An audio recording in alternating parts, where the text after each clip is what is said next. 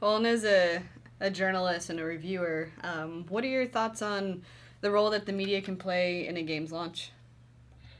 So, media can create tremendous excitement around the launch of a game. First of all, we treat big game launches as events at IGN. We kind of build up to them with content to let the users know what's in the game, what to expect, give them videos, really let them form their own opinion based on all the media they see. And then around launch, usually before launch, we come out with our editorial opinion and then let users weigh in. But, it's in the past, it's always been really about the launch and building up all this, really kind of like this excitement around the launch of a game. Now it's becoming much more of a story of sustaining, the chatter afterwards. Like you have games like Minecraft, which completely bucked the trend of a traditional shrink wrap game, where it kind of like the game trickled out and then was made popular not by us, the press, but really by players themselves.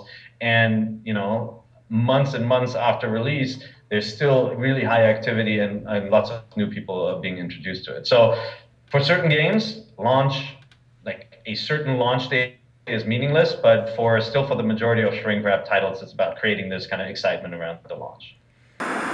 Well, and I mean, from your perspective, do you think that game reviews actually increase sales, or do you think it just merely confirms the sales that already would have been made?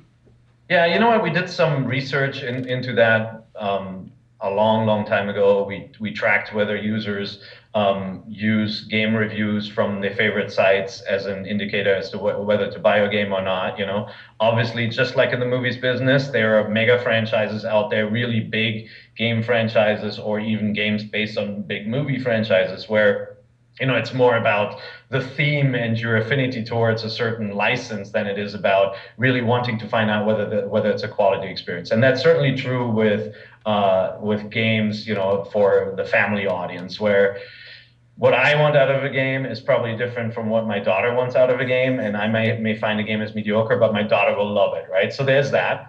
But generally, we have seen the impact of positive word of mouth, not just in reviews, but in general coverage on the sales of a game. And it's gotten to the point where game companies are so obsessed with getting a certain score average measured across all the different websites that they assign developer bonuses to it, which is, it's kind of an odd direction, I think. But, they obviously firmly believe that it influences sales too. Can you talk to us a little bit more about the tying developer bonuses to reviews? Yeah, I mean, some companies measure the success of a game, the quality of a game by the critical reception.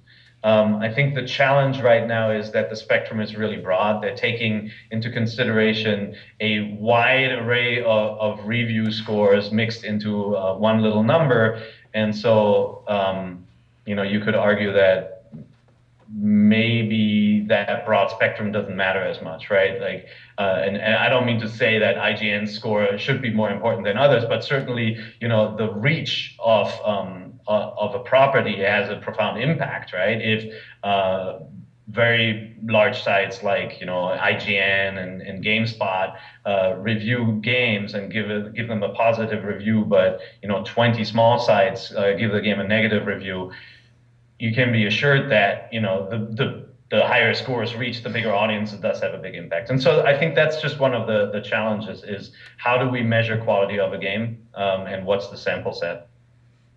Well, do you think that a certain, like a particular score, I mean, have you noticed any particular score that tends to equal higher sales or higher revenue? I think gaming is so broad now that you can't generalize that. I do think that for first person shooter fans, it's become kind of this thing that people want to see a 9 and above for a game before they pay attention. It's kind of a pity that 7 in the eyes of that segment means almost like a bad game or skip it. When in many in many respects it can be a really enjoyable experience that has some flaws that keep it from being great.